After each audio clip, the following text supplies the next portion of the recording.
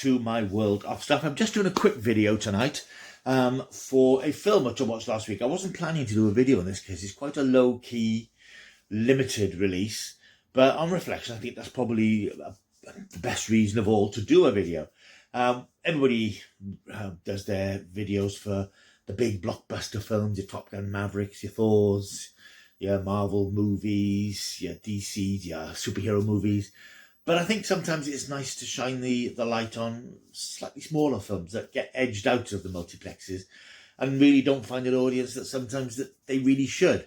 And this film has been getting a bit of traction over the last week or so. I've seen some reviews coming along, and I've actually written my own review for Starbridge magazine. I'll post a link down there if you want to read a bit more about it. It's a film called Brian and Charles. Now, you're going to have to work hard to find this one. If it's in your cinemas at all, it's getting very limited screenings, maybe once or twice a day. I think it's probably only going to be in a circuit for a week or so, then it'll probably turn up in art house cinemas and things, so you may have to work to find it. I'm sure it'll get a physical release eventually, and I would urge you to try and find it one way or the other. It's a great little film. It's a very sweet, good-natured, hilarious, very quirky, off-the-wall comedy. It could only be a British film. It stars David Earl, who some of you will probably know from his appearances in Ricky Gervais's shows Derek and Afterlife. And in both of those shows, he played these really sleazy, unpleasant, quite repellent social outcasts, misfit characters. And in fact, the character he plays in Afterlife is called Brian Gittings, which is the same name of the character he plays in Brian and Charles. I don't know if it's supposed to be the same Brian Gittings. I wouldn't have thought so. And the character he plays in here, the version of Brian Gittings in this film, couldn't be more different from the other characters that he's played, who have been foul-mouthed, unpleasant, and, well, absolutely repellent characters. The Brian Gittings in this film is a very sweet-natured, quite a sad, lonely man living in a slightly ramshackle farm up in the wilds of North Wales. And he wants to be an inventor. He invents ridiculous things like an egg belt. He under trawler shoes, and he's got these madcap ideas of things that he can invent because he's got a creative mind. The nearest village is a few miles away. He just lives there on his own. He's quite happy. We don't know anything about his background. We don't know why he's like this. That doesn't matter. One day he's out foraging. He finds some rubbish that's been dumped, fly-tipped, and he picks up the head of an old mannequin. And suddenly he decides he's going to build a robot. It's sort of a life's ambition.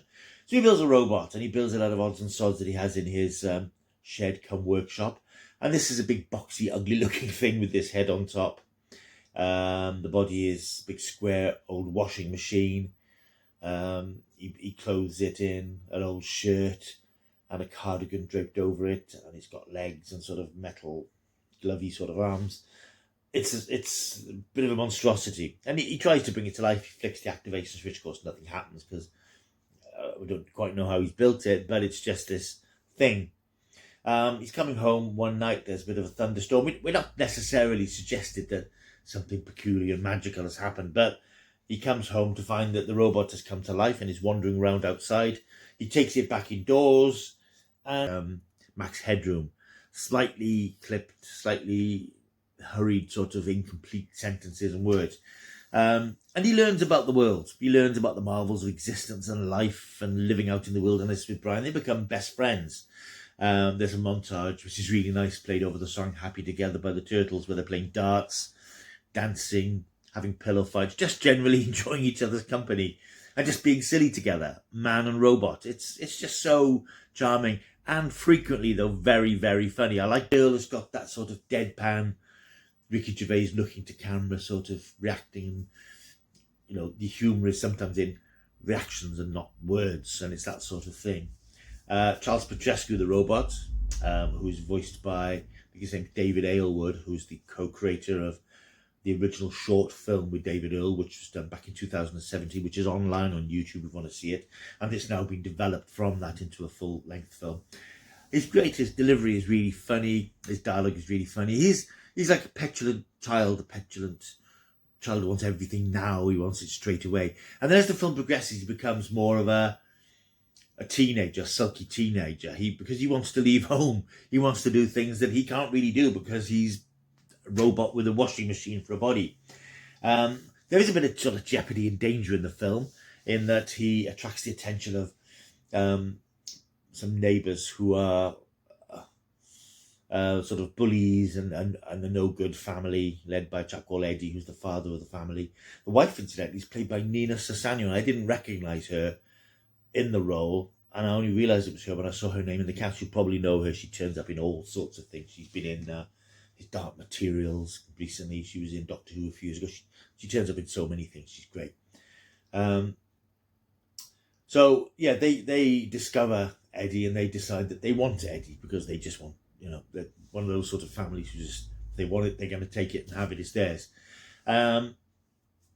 It's you know, I'm not going to spoil it anymore because it's not the most complicated plot, and that's what's really nice about it. It's very simple, it's very straightforward, sort of slapsticky. It's got this vein of absurdist humour, which appeals to me. But it's also got real heart and real emotion, because Brian is this sort of loner who doesn't have any friends. He meets up with this young lady in the community who's similarly a bit of an outsider, and they form a sort of a touching friendship stroke relationship. And it's how they get on together, and how Charles fits into his life, and how he comes to save Charles from a fate worse than death. It's lovely. It's just really nice. It's really heartwarming. I watched it, 90 minutes of just pure pleasure. When it was over, I just felt a bit better about things, a bit better about the world. It has that effect on you. It's absolutely lovely. It's set in Wales, as I say, so it's sort of a very drab sort of background, you know, these sort of grey skies and these bleak landscapes, but that sort of works in its favour in a way. It's just a great film, and honestly, if you can find it out there in your cinema, it might only have 1 or 2 screenings a day. I say it's not going to be there long. I urge you, if you've got time this week, track it down before it disappears, because I don't think you'll be disappointed. If you do, track it down and have a look at it. Let me know what you thought of it. I'll be interested to hear what you thought of it. Everybody I know or I've seen who has seen this film loves it. And I don't know if, you know, I can't imagine anybody not liking this film. There's nothing not to like about it, really, unless you find it a bit too frivolous. But sometimes that's good. As Brian and Charles is in some cinemas now, go and find it and go and watch it and just adore it, because it's just great. And it's going to be in my top 5 films of the year. I'm telling you that now for nothing. So if you have watched it, let me know down below what you thought of it. Leave a comment. You can also subscribe. Look at the other videos on this channel. There's all sorts of stuff. Doctor Who stuff, film reviews, you name it. All human life is here. So have a look. And yeah, I'll go away now. Right, thank you for watching. As I say, leave a comment if you've seen the film. Let me know what you thought of it. And I'll see you soon. Until I do, you've got to keep taking the stuff.